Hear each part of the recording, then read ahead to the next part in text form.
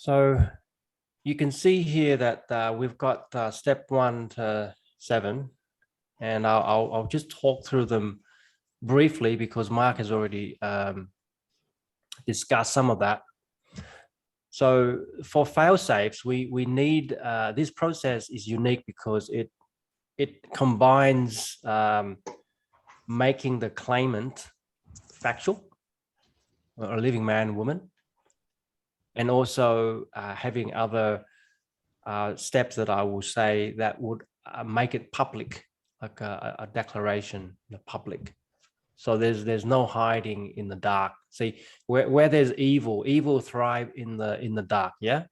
So we want to shine the light on this one, and we want to give it teeth. Give it teeth, and that's where it is.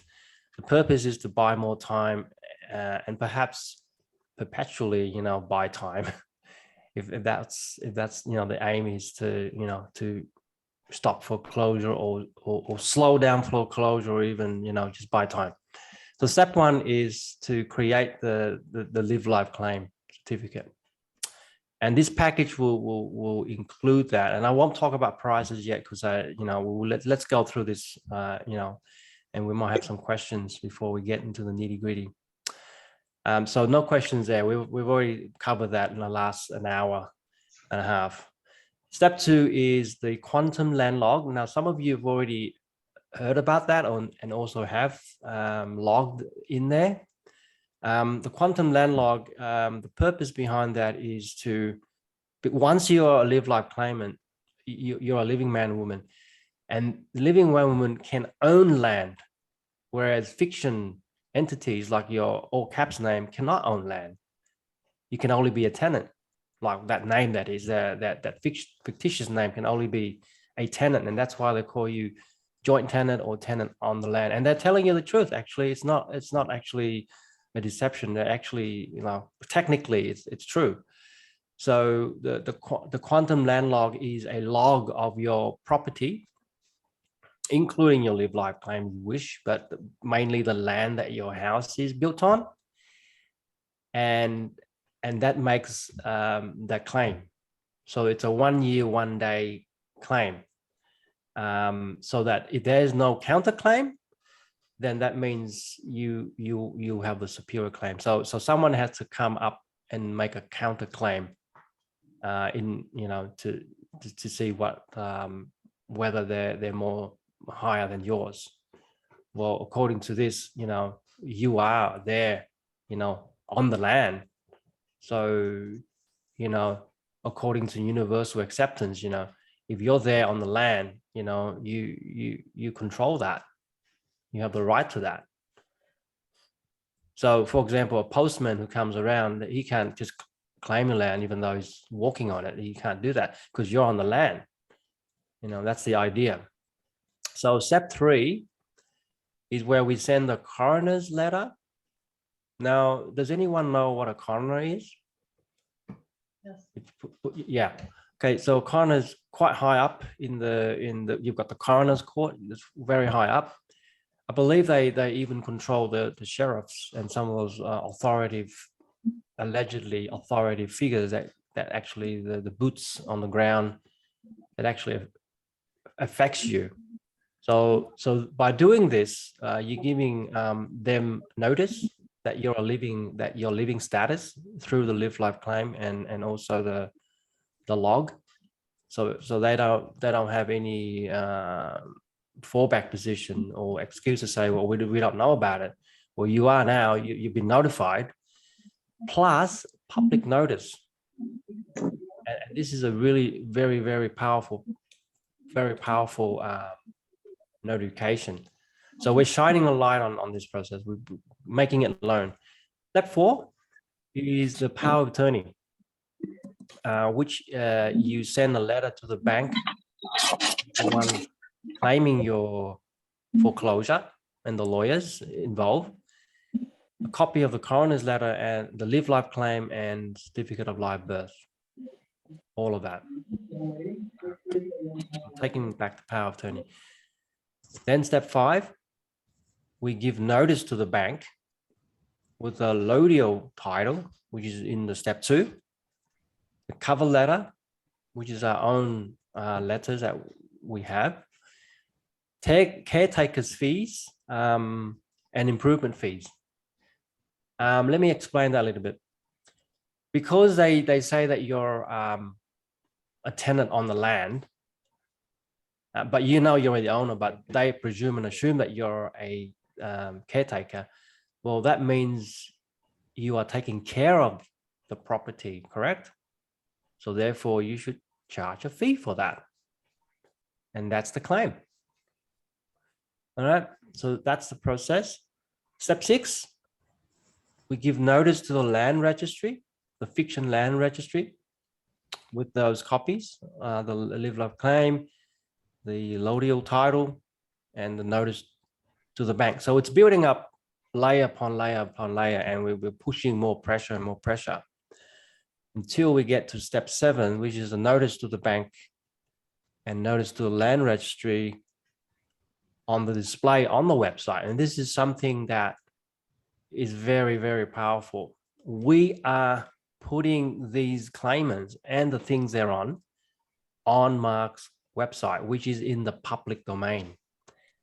And it's universally recognized by them as well as people around the world.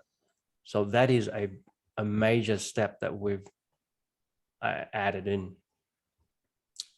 And that's the 7 steps. And so down the bottom, we have what the court of records to maintain. So it's just got four boxes: the live life claim certificate. Okay. The client must do the course. Your court of record will be published on our court of record, which is on Mark's website, www.mkchristopher.com. On the other side, the quantum land log, similarly, got to have to register that land as well. And it will be on Mark's website, as well as the FPC-global-land-property-log.com. That's the Federal Postal Court global land property log.com. And that's also public, and that's been going on since September last year. So it's well over a year now. So yeah, more light, more pressure, more stuff, you know. Mm-hmm. For the letters and the notices, we will produce the letters with the clear information the client provides. So there will be an online form that will capture those information, and then that will be vouched and vetted by us, and that will be captured in these correspondence letters. And these also will be, these documents will be uniquely patented numbers and will be published on Mark's website, www.mkchristopher.com. And finally, our court will give your court clear instructions. It's your court, okay, can now follow detailed instructions. So we have clear instructions on how to follow this process through. So you won't be left in the dark. A note down here in orange, just to make sure that we're all on the same page. This package is to buy you time, right? Nothing else. Some of our clients have bought many years on this process and some have not. We are here to give you clear instructions on how to use this unique process to your advantage. And the uniqueness cannot be shared or transferred to anyone else. If you do, you will, ruin your own uniqueness, and we will publicly reverse that process because it's unique to the process, and you forfeit that money. I know it's hopefully it will not come to this point. So we're all honorable people.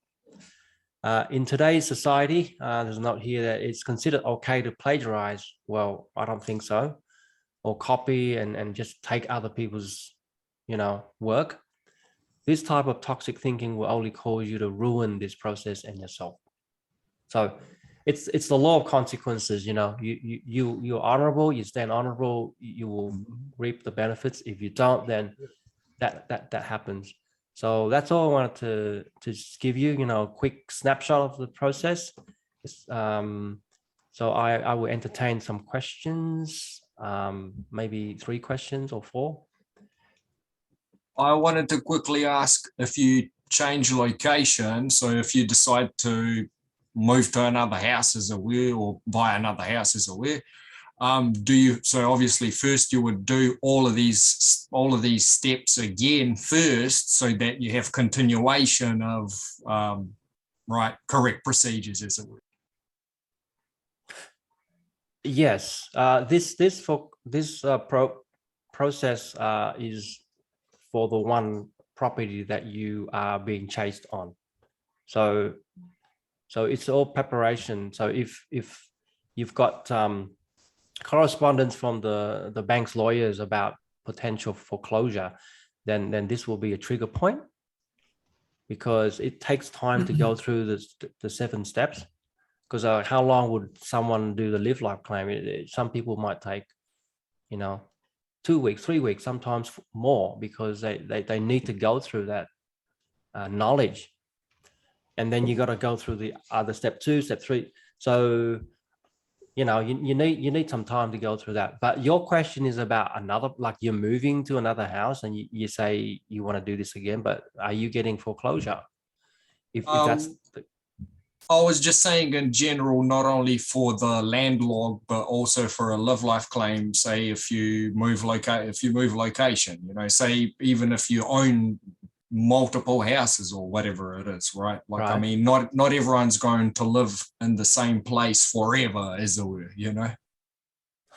Okay, I see. I think the scope of this is for people who are in trouble with houses that's going to be foreclosed on, not people who are, I guess, unencumbered or not having problem or renting. So okay, cheers for that. Yeah. Okay, thanks, Dan. Hello. Question? This is Andres. Hi, Andres. Go on. So just to clarify, foreclosure means yes. repossession. Yeah. Foreclosure, yes. For means it's exactly before. the same as repossession of a property. Yeah, the eviction and then taking and then they selling the property. Yeah. Whether they sell it like actually to another person or not, that's another question. But they're actually stealing it from you. That's really what it means. Yeah. So okay, hope that helps. So I believe repossession would be the word for it in the UK for that same thing. Yeah. Yes, they call it something else in another, but mostly the word foreclosure on property is a seizure of property unlawfully. Okay. Yeah. Mm-hmm. Okay. Thanks. Thank you. Hope that helps. Hugh, how you going, mate? Good. Who's talking? It's Steve. Oh, hi, Steve. No worries. Hugh, how does this? How can we put this into play here in Australia, given the digital, basically takeover of our land titles and that in Australia? Because you know what's going on there very much as well from Victoria, New South Wales, Queensland, and the deception there. So how can we apply this through to that process? Well, it's in the step 2. Step 2 actually solves that dilemma that you just mentioned there. Everything's gone to another venue, like digitalization, and the CT, which is a certificate of title, is abolished. So totally abolished. So there's an audit trail that has been supported and revered over decades, centuries, and they basically threw that away. And so when you give someone a digital thing, or they call it dealings, property dealings, you're not even an owner or anything, like, titles, just dealing in properties, like a license to deal with it. So you pay a fee to deal in the properties, then that thing is hackable. That record, there's no discipline in terms of the old system of audit trail. Because what you were just mentioning a moment ago about being on the foreclosures or whatever, repossession, whatever word you want to use, this is another position where it affects all of us that actually have transacted or purchased or think we're the ownership of land or some title. So it's not about Right. foreclosure and that. So again, step 2 will address that this is not about foreclosure. This is about retaining our ownership of our equity of title. You got it. You got it. It reestablishes, titleship. Even if you're not being foreclosed on, I believe you can benefit from this by going, like, especially step 1 and step 2 and step 3 and step 4. But step 5, 6, and 7 is when the bank starts to attack your dominion, and that's when you're going to need to notify them. But Is step that 1 and 4, where you can still do it without being foreclosed. Is that where, Hugh, that we need to stand our ground on equity rights, equity title? So the one that has equity within it is the owner of the title. So, and then when we sign those documents for non-disclosure with the bank, we are actually the one creating the equity, not the bank. Yes, in principle, and in fact, you are the creditor. You have credit. All that credit and value comes from you, and they just trying to revenue that and make themselves a beneficiary, and you're the debtor. So they're switching that role around deviantly through the mortgage deed, and this process, foreclosure, is to kind of bring them out into the light and making it known so that they can have their proof of claim. In other words, proof of claim. You show us your proof of claim. So we're standing in honor when we do this. Like, it's always standing in honor and non-belligerence, and that's the strategy, rather than protesting and kicking along. Like Mark says, you give them your right over. I hope that helps. Yeah, no, that's great. That's great. Thank you very much, Hugh. Okay. Great work. No worries, Stephen.